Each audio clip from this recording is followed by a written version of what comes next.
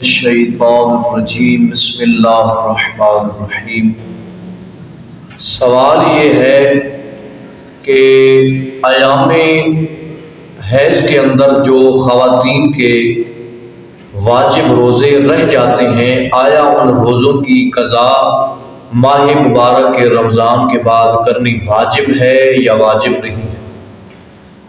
اکثر مومنات اس مسئلے میں پریشان رہتی ہیں اور مسئلہ نہ جاننے کی وجہ سے وہ اس میں غلطی کر جاتی ہیں۔ تو یہ یاد رکھیں کہ ایام حیض کے اندر جو روزے عورتوں سے قضا ہو جاتے ہیں، ماہ مبارک کے رمضان کے بعد ان روزوں کی قضا کرنا واجب ہے۔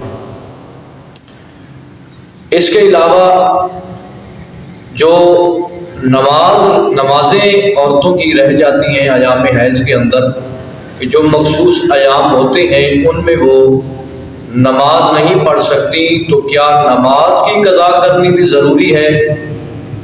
تو یہ یاد رکھیں روزے کی قضا ضروری ہے، لیکن آیت اللہ عظمیٰ سید علی سیستانی کے فتویٰ کے مطابق عورتوں کے لیے نماز کی قضا کرنی واجب نہیں ہے، کہ جو نمازیں ایام حیض کے اندر ان سے رہ جاتی ہیں۔